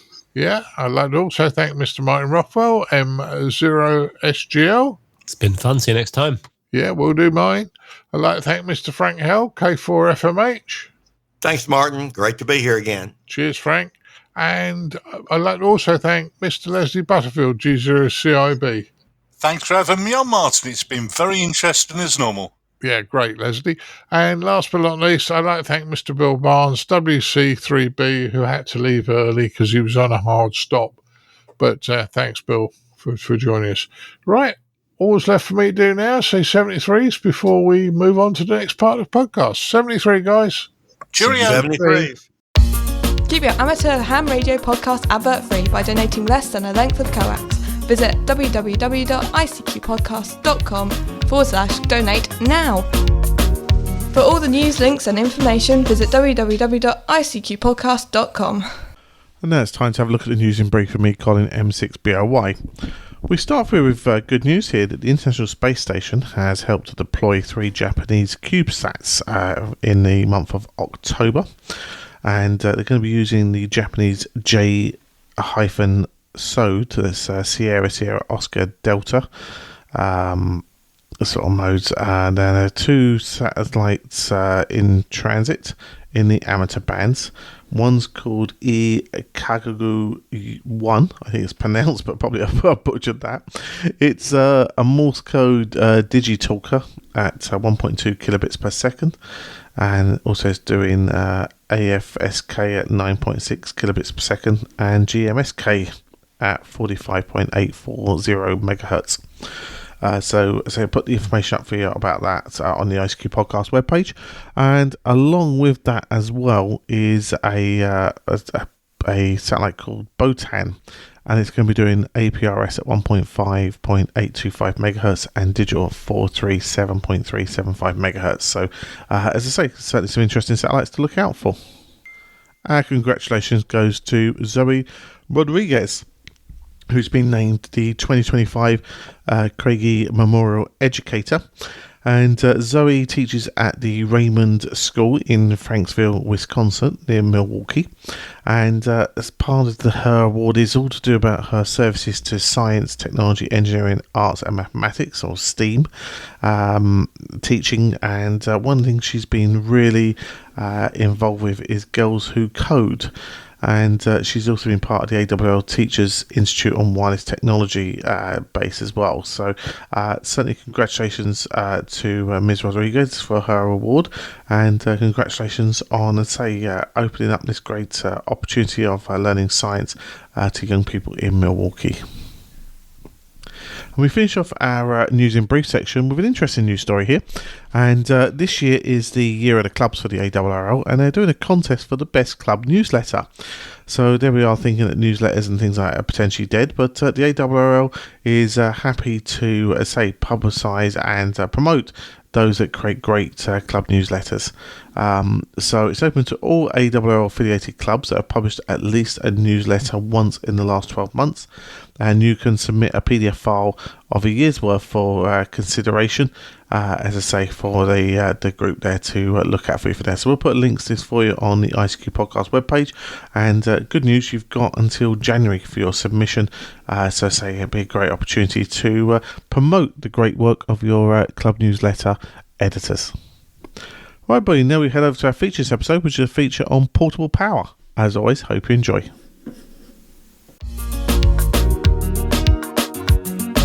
And now for this episode's feature from the ICQ Podcast.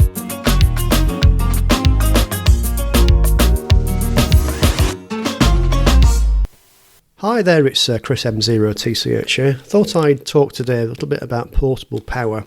And when I mean that, I'm not talking about a simple few hours out operating in a field somewhere using a battery.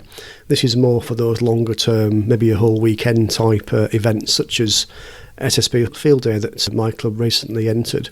So typically in those types of scenarios, we aren't just operating a radio, we're also may have a number of things that we are needing to power over maybe a day or two, maybe over a weekend. So like I say, a battery is probably not going to quite cut it in that type of environment. So sorts of things we might want to run are things like obviously the radio station, so the radio itself, maybe an amplifier if that's the sort of thing you use. But you've also might have lighting, you might have a fridge, you might have a kettle, you might have something to keep you warm overnight, some sort of plug-in heater. And all of that requires a bit more power than you're going to get from a battery. So with those sorts of requirements, I think there are really two options, and I'll talk through the two options in a bit more detail. So the options are either going to be a traditional petrol or gasoline or propane powered generator, or one of these new modern lithium battery based power stations. But before we get onto that, it's really important to understand before you make any kind of purchase what your requirements are. So it's things like what is it you're going to need to be able to power, and be realistic about that. You might want to kind of go on the high side just in case. You don't really want to run one of these devices at its max. You want to run it at kind of a medium level to sort of keep it happy. You want to think about how long it's going to be required to run for, because these things have different duty cycles. And obviously part of that is understanding what your power requirements are, how many watts or kilowatts of power do I need to run my station. Now, there are online calculators that can help you to do this, and that will give you a figure. You kind of type in all the various things that you're going to be using. And of course, you can also look at the manuals and the specifications of the devices that you've got if you've already bought them to look at some of those numbers to type into these calculators, and then it will give you a value. Now typically devices will have two numbers. One will be the kind of running load, what does this thing, what's the power requirement while it's normally running, but also some devices, particularly ones that have got things like electric motors inside, typically have a starting load, and that can be a little bit higher. So starting a motor does require a bit more power than once it's running, for example. So like I said, there's online calculators, you can just Google those and find those, and you can use that to give you a figure for how many watts, or sometimes it's quoted as kVA for generators. And again, you can look online and figure that out, and it will then help you to size the device that you need to power what you've got. And as I was saying earlier, there are really two categories of device that you can then use to power your station, and they've both got pros and cons. We'll start with the traditional generator. So typically ones that use petrol, or as our Americans friends like to call it, gasoline. We've got ones that use diesel. They tend to be the bigger generators, probably bigger than we need in the amateur radio world. And sometimes you get ones that are dual fuel that will also take propane or some kind of LPG gas to power them as well. They typically will start on petrol and then switch over to propane once they're up and running. So there's that style of generator. Now, these are very good. They can provide power for a long time. Again, you can look at the spec. They typically have a duty cycle. It will tell you, how long it can run for and what sort of load. So you might say at half load, this will run for 8 hours, for example. And that obviously needs to match, or needs to fit into what you're going to do to plan for your event. So if you've got like in our case, a 24-hour event, you might need more than one generator. You might need a couple to switch over halfway through, or you might be able to just shut the station down for a while to allow the generator to cool down and to kind of be refreshed a bit before you set it off again. So that's quite important that you don't take it beyond its duty cycle. Otherwise, you're going to potentially cause some harm to the device, and it might not last as long as you'd expect.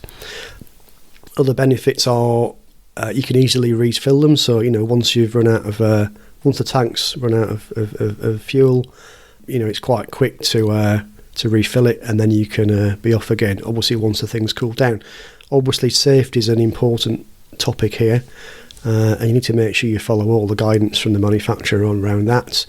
You would typically not be refilling the tank, for example, while it's in use. So you have to shut the generator down before you were to refill it. And particularly petrol or gasoline is quite a dangerous, volatile substance. Lots of dangers around that. It's clearly fire is a concern, and not just the petrol itself, but also the vapours it gives off. Clearly, you don't want anybody smoking anywhere near petrol, for example, or any kind of source of ignition. Also, you've got to be concerned about carbon monoxide. So, clearly you can't run a generator inside. It needs to be outside. So if you're not, say, running a tent or something, or you're using some kind of caravan, that sort of thing, it's really, really important that if you've got a fuel-based generator, that's outside. And any carbon monoxide emissions are not going to be able to get into where you are, because that's extremely dangerous stuff. In fact, I'd highly recommend having a carbon monoxide alarm anywhere, because if the wind were to change or something and that stuff gets in your system, it's really, really bad stuff. So, that's I can't really overemphasise the dangers of carbon monoxide. So those are some of the downsides, I suppose, to a fuel-based generator. You also need to think about maintenance. So, it is an engine. It's a bit like your car. It does need to have things like oil changes and filter changes now and again. And they're typically based on number of hours. And certainly in amateur radio, you're probably not going to be using this device very often. So, keeping a track of how many hours it's being used for might be a challenge. What you can do is to buy, and what I've done with my generator is to buy an hour meter. So it's a little device you can buy. It's a little display on it, and it shows you how many hours the generator's been run. They're quite easy to fit. There's typically a little wire that wraps around the cable that goes to the spark plug, the ignition cable, and that's how it knows that the generator's running, and that's how it figures out the hours. So you can use that then to make sure that you're changing the oil and the filters and that sort of thing as per the maintenance schedule. It's probably also worth having a little notebook or something just to sort of make a note and a log of that, so you know when it's due its next oil change, etc. So that's something else you've got to factor in. And if you're only using the generator on an infrequent basis, you might want to perhaps get it out. If you've got a big event coming up, like say SSB Field Day or in the States at Field Day, you might want to get the generator out and give it a bit of a once-over before the event, make sure it's still working okay, do any maintenance.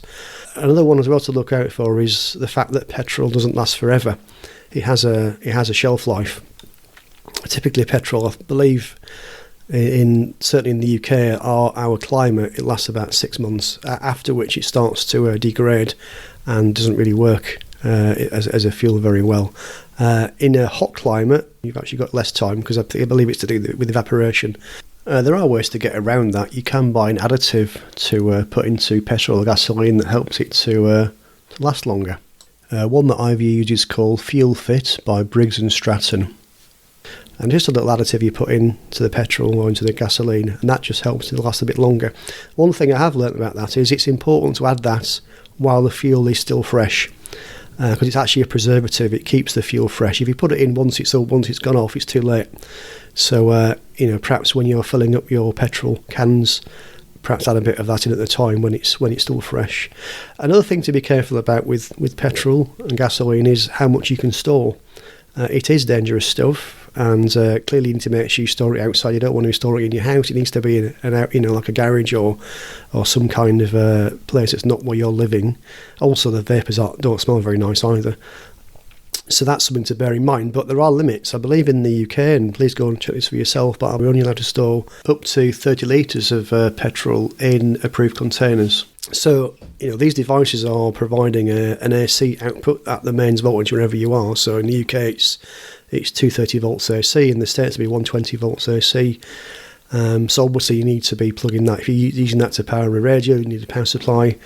But the output you get from generators can vary depending on what model you buy. So if you're buying an old, if you've got a model that's quite old, you perhaps get a second-hand one, or you buy an old design, they don't always have a pure sine wave or a clean output.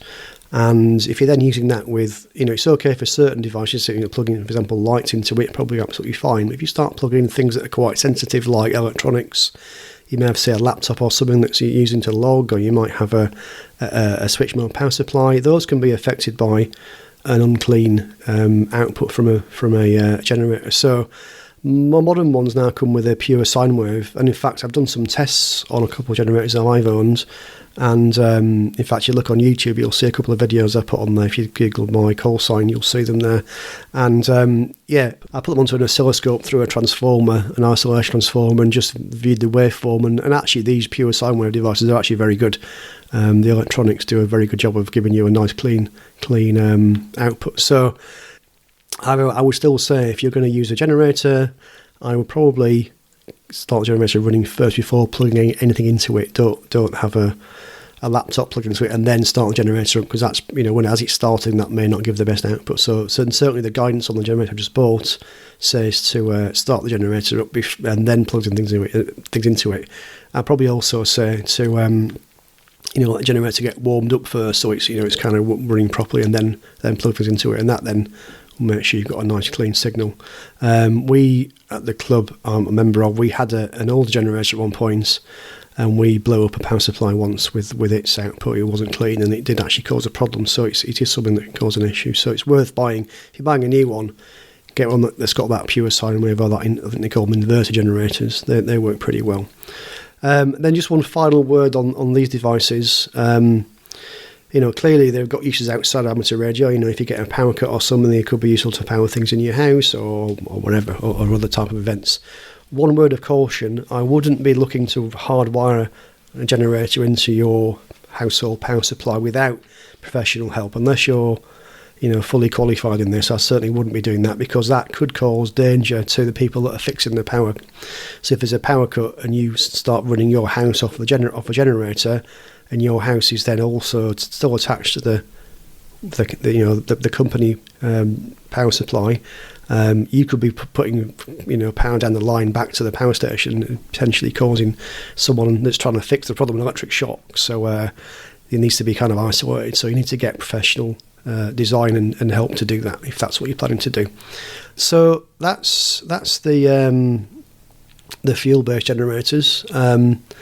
Now let's talk about some of these newer devices that you may have seen on the market, which are battery-based. So kind of similar devices, but basically rather than having an engine, they have a big battery inside them, and you've got different sizes and capacities. So you need to do a similar calculation as you would do with a generator, and you can work out the couple of things. So you can work out the maximum amount of power it can provide, and typically that's going to be measured in watts. So inside these there's an inverter, and that inverter can deliver a certain amount of power. So you need to make sure that the device that you're looking to buy can handle your requirements. And likewise, the battery's got a certain capacity, and therefore will last so long until the battery goes flat. So again, there are online calculators that can help you to figure these things out. There are different brands out there at the moment. Some of the brands you may have heard of, the companies like Jackery, Bluetti, EcoFlow, Anker, Generac. You probably see them online for sale, and my one I've got is a Jackery, and the reason I got that primarily is because I've got a camper van, and having that in there is quite useful to power things that happen perhaps off grid. These kind of provide a similar thing. So you get mains power at 230 volts. There's an inbuilt inverter, so it takes the DC battery inside, puts it through an inverter and gives you AC at the appropriate voltage for your region. And sometimes also get USB outputs and a 12 volt cigarette lighter socket as well, although I think fairly limited amount of current that will provide. So you probably couldn't plug a 100 watt, for example, 100 watt radio into it. That probably is not going to provide sufficient current for that, I would have thought. But these are useful devices. There are some benefits. They don't require petrol or any kind of fuel, so they're very clean. There's no carbon monoxide risks. You can run them inside. They're quiet. So with a petrol or a diesel or a propane generator, they're quite noisy. So if you've got people nearby, they might get upset with the noise from the thing, especially running overnight. Whereas one of these Battery-based power stations are silent, essentially. There may be a fan or something running, but that's about it. So yeah, they're clean, they're quiet. Essentially you charge them from the mains before you go out. Or you can also get solar panels. In fact, the one I've got has got solar panels, so you can charge them either from before you go. You can plug them into the mains and charge them up, or you can use a solar panel as well to charge them up. And they're clean, quiet. But the downside to these are you've only got a limited amount of capacity. So there are different models you can buy that have got a different amount of capacity. And once your battery's flat, you've got to charge it again. That might take a number of hours, and you've got to charge it from a source. So you may have to, someone may have to go home or someone plug it in for a couple of hours to charge it up, or you may have to rely on the sun. But solar charging, obviously you're at the mercy of the sun and the weather. Obviously it's not going to work at night, that can take a lot longer to charge, depending on the capacity of your solar panels. So those are the downsides. These require virtually no maintenance. You haven't got to change the oil or anything like that.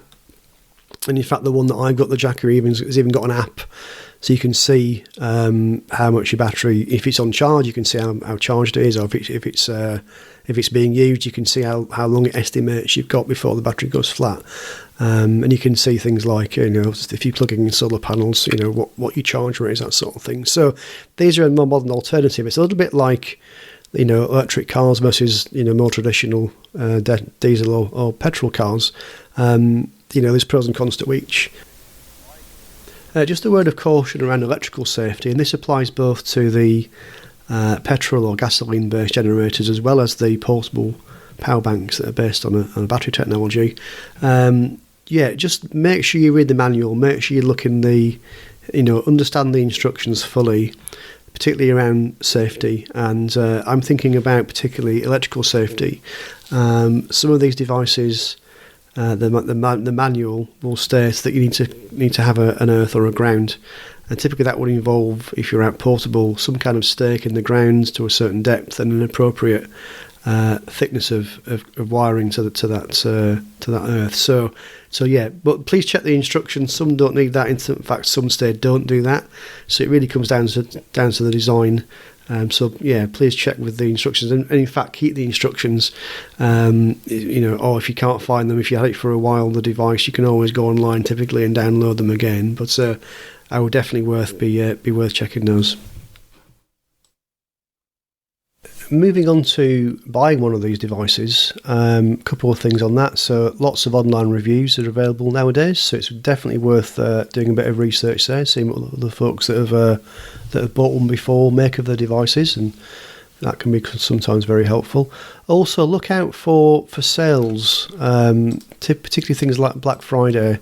You might find you get a better deal if you're not in a hurry to wait for one of those. Certainly those portable power generators, those solar powered ones that have got the battery inside, there are deals to be had, especially online, especially around the Black Friday time of year, which is coming up in the next month or so. So that's can be a good way of saving money. There are some good deals there.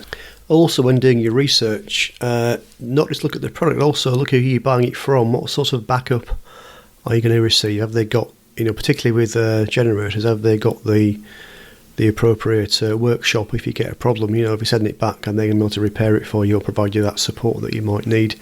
Again, this sort of stuff you might get from looking at reviews. And also things like spare parts. In a few years' time, is this the sort of device that you're going to chuck away and buy a new one? Or is it one you can actually get spare parts for and repair and keep going? Just to summarise then, so today I've talked about two different types of generators that can provide portable power. You've got ones that are based on fuel, like petrol or gasoline, which can provide you with a good run time and a decent amount of power, but come with the downside around having maintenance be required, and carbon monoxide and dangers around fuel and that sort of thing. But like I say, do have some good run times, and that compared to the newer battery type solutions, the portable power stations that can provide you with a silent, clean power indoors without the need to do much maintenance, etc. And but may not perhaps give you the same amount of runtime as you might get from a more traditional generator. So that's it from me. Hopefully that was helpful, and I'll see you next time.